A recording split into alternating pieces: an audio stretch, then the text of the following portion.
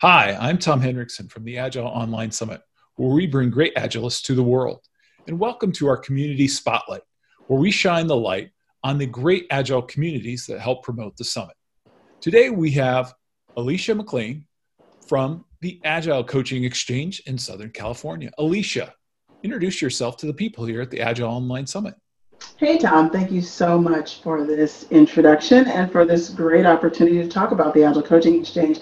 And I don't know about, I'll just talk about the Agile Coaching Exchange in general, but for me, I'm an independent Agile coach. I have my own business called Operational Innovations out of Southern California.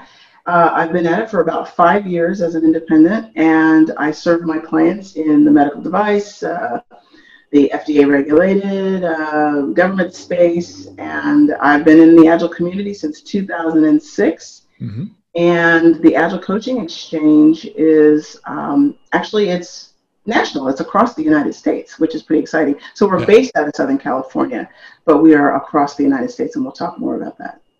Excellent. That's great. That's a great group. So just to kind of start us off, how long have you been involved with Agile Coaching Exchange, Alicia? Since the beginning. So the Agile Coaching Exchange, so I'm a co-founder. Me and John Eisenschmidt crafted this idea back in 2015. I was on vacation. My wife and I were on vacation in London and visiting a friend of hers. And I wanted to try to make a bit of this a business trip. So I reached out to Mike Cohn and a few other people. And through all those connections, I got a chance to go with this fantastic woman that I met there, Lucky Bayat. And she took me over to the Agile Coaching Exchange in London. And so that's the original Agile Coaching Exchange. And so I was just new as an independent. And I thought, where's the community for Agile coaches? Yeah. So I was so glad to go to this event. And so when I came home, I talked to John and I said, hey, what do you think about creating this here in the United States? Because there's a bunch of us out here that are just wandering around.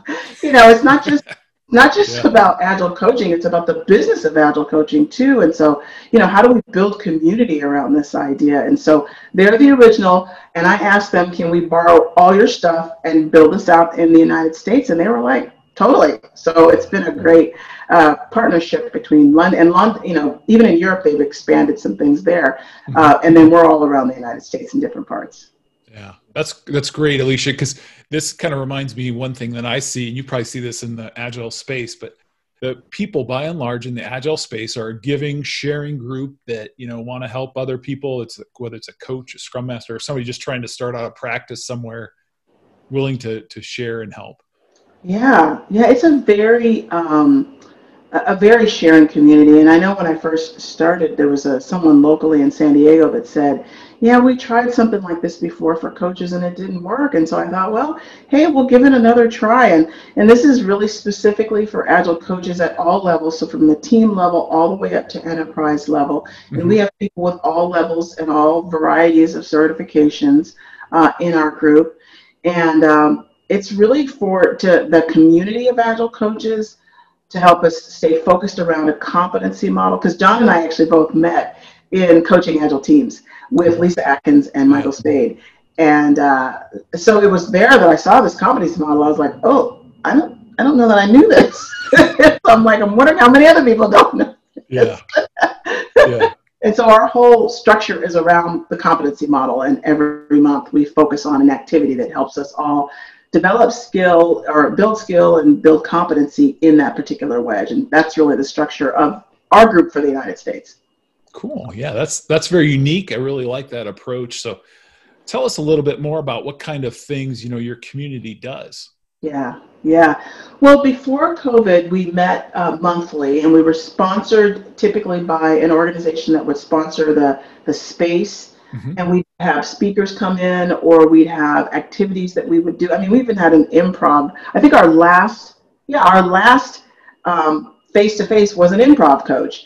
Because, improv helps you build the competency of professional coaching. And so that was a really nice tie there. And so we had a local improv guy come in and do some activities with us. And so it's speakers, it's sponsors, it's Some of our sponsors will buy books for the group. So if we're looking at a particular competency and the speaker recommends a book, then sponsors that we've had like C Prime or Hypervelocity or whoever our other sponsors were, they would buy books for us.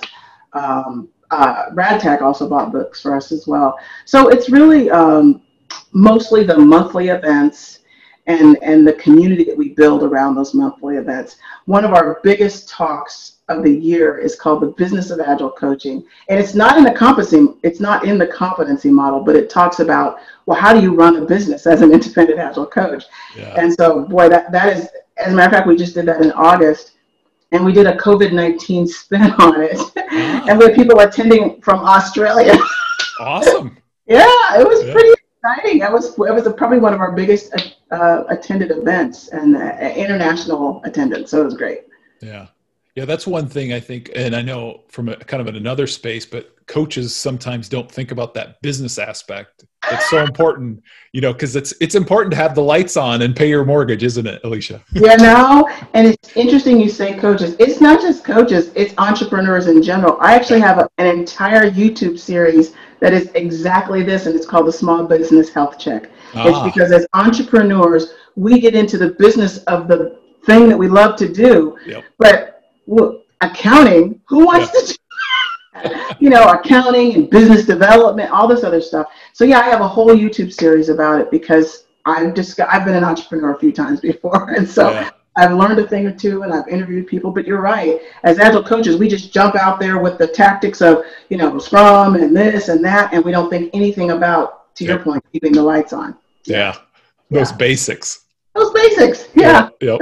So, Alicia, you kind of alluded to this earlier. So we're living in kind of interesting times here during the pandemic. So you guys sounds like have made a few changes with your group to kind of keep things going. And that's been great. So we're based in Southern California, but because the Southern California area is so big, we had a leader in Los Angeles, Rochelle Maurer, and a leader in Orange County, Todd Stube. And so what we've done in this time is, instead of us all having individual events in our different areas, we just sort of rotate within Southern California for who's going to take the lead. And then we just move all the people over to their Zoom link. And then we're doing it across the United States as well. We all attended something for Middle Tennessee because we have a great group out in Middle Tennessee.